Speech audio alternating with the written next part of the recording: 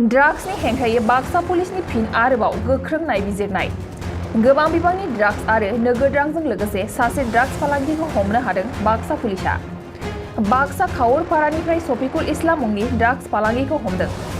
गबर्दना पुलिसनि मोनसे अपारेशनाव ड्राग्सजों लोगोसे सासे ड्राग्स फालांगिया हमजादों। ड्राग्स फालांगिनिफ्राय 55.5 ग्राम ड्राग्स 2,84,750 नोगोद रां 380 था ड्राग्स खालि कार्टिज गंब्रै मबाइल फन आरो माखासे बेसेन गोसा डकुमेन्ट्सफोर मोननाय जादों होननानै सालबारि महकुमानि एसडिपिअ समिरन बैसोआ फोरमायदों। ड्राग्स फालांगि शफिकुल इस्लामा खावरपारानि गावसिनि न'नि जिगाबनि खुजियाव दोनखोमादोंमोन ड्राग्सजों लोगोसे नोगोद रांखौ। हमनानै मोननाय ड्राग्सआ 10निफ्राय 12 लाखसो रांनि जागोन होनना बुंदों। मख'नो गोनांदि थांनाय फेब्रुवारि दानाव शफिकुल इस्लामखौ ड्राग्सजों लोगोसे हमनानै जेलसिम दैथायहरदोंमोन बाक्सा पुलिसा। 3 दान जेलाव थानाय शफिकुला जेलनिफ्राय बेल मोननानै जेलनिफ्राय ओंखारबोनानै फिन आरोबाव ड्राग्सनि फालांगि मावफिनो। बरपेटा रोडनिफ्राय अनजय बसुमतारीनि खौरां।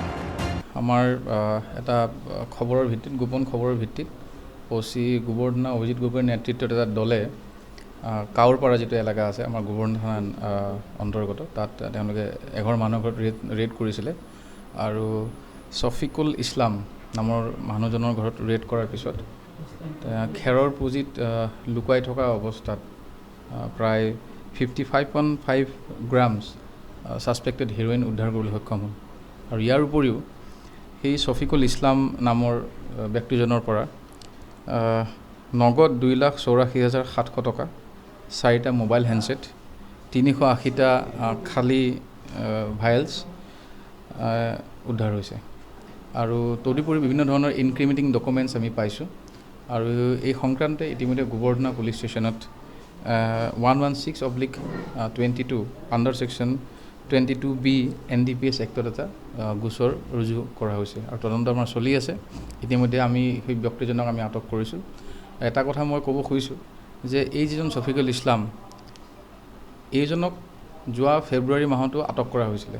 এৰেষ্ট কৰি আমি ফৰৱাৰ্ড কৰিছিলোঁ ড্ৰাগছ সংক্ৰান্তীয় এটা কেছত। আৰু প্ৰায় 3 মাহ পিছত জেলৰ পৰা ওলাই আহি পেলাই আমি শুনি আছিলোঁ যে ই আকৌ এই ড্ৰাগছৰ কাম আৰম্ভ কৰিছে। তো সেইকাৰণে আমাৰ বিভিন্ন তথ্য আমি গোটাই পেলাই গোপন সূত্ৰৰ পমখেদি যোৱাকালি এই অপাৰেশ্যনটো কৰা হ'ল। এটা কথা আমি স্পষ্ট কৰিব খুজিছোঁ যে আমাৰ ৱাৰ এগেইন আমি স্পষ্ট কৰিব খুজিছোঁ যে আমাৰ অসম চৰকাৰ তথা আমাৰ অসম আৰক্ষীৰ যি লক্ষ্য ড্ৰাগছৰ বিৰুদ্ধে আমাৰ অভিযান সেইটো আমাৰ চলি আছে আৰু ই চলি থাকিব। আৰু সকলো ৰাইজে মই আকৌ আহ্বান জনাইছোঁ তেখেতসকলে ইতিমধ্যে আমাক সহায় সহযোগ কৰি আছে। যুৱক যুৱতীসকল ওলাই আহিছে আৰু নিৰ্বিঘ্নে তেখেতসকলে পুলিচক সহায় কৰি আছে। আৰু আমি আশা কৰিম যে আমি এই ড্ৰাগছক আমি সকলোৱে সমুলঞ্চে নিৰ্মূল কৰিব লাগিব। এইটোৰ প্ৰায় আনুমানিক মূল্য 10 পৰা 12 লাখ টকামান হ'ব। এতিয়া আমি সঠিককৈ ক'ব নোৱাৰিম। এতিয়া আমি আমাৰ তদন্ত চলি আছে আৰু তদন্তৰ ক্ষেত্ৰত কিছু কথা আমি ক'ব নোৱাৰিম। কিন্তু আমি চাওঁ এই গোটেই চেইনটোত কোন কোন মানুহ আছে, ক'ৰ পৰা আনিছে, কি আছে, এইখিনি আমি তদন্ত কৰিলে গম পাম। আমি আসামিক এতিয়া আজি কোৰ্টত প্ৰডিউচ কৰিম, আমি ৰিমাণ্ডত আনিম। আৰু শ্ৰদ্ধাৰ কোকৰাঝাৰবাসী জনগণ, ইয়াৰ দ্বাৰা কোকৰাঝাৰ পৌৰসভাৰ অন্তৰ্গত অঞ্চলত বসবাস কৰা জনগণলৈ এটা জৰুৰী ঘোষণা আগবঢ়োৱা হৈছে।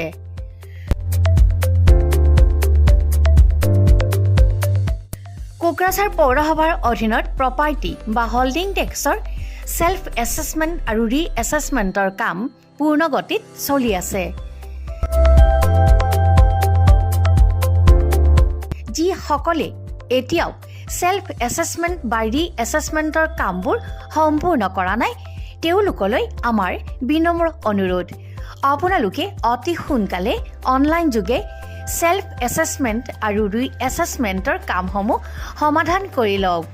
তাৰ বাবে আপোনালোকে অনলাইন যোগে প্লে ষ্ট'ৰলৈ গৈ আছাম প্ৰপাৰ্টি টেক্স এপছটো ডাউনলোড কৰি এই এপছৰ দ্বাৰাই আপোনালোকৰ আধৰুৱা কামবোৰ সম্পূৰ্ণ কৰি ল'ব পাৰিব। নতুবা play.google.com/store/apps/ৱেবছাইটৰ জৰিয়তেও আপোনালোকে আপোনালোকৰ কামসমূহ সমাধান কৰিব পাৰিব। যদিহে আপোনাৰ অনলাইন যোগে আধৰুৱা কামবোৰ কৰিবলৈ অসুবিধা পাইছে তেতিয়াহ'লে আপোনালোকে কোকৰাঝাৰ পৌৰসভাৰ কাৰ্যালয়লৈ গৈ ৱাৰ্ড কমিছনাৰৰ পৰা প্ৰয়োজনীয় আবেদন পত্ৰ অৰ্থাৎ ফৰ্মসমূহ সোনকালে সংগ্ৰহ কৰি লওক। বিতংকৈ জানিবলৈ কোকৰাঝাৰ পৌৰসভা কৰ্তৃপক্ষৰ সৈতেও যোগাযোগ কৰিব পাৰিব।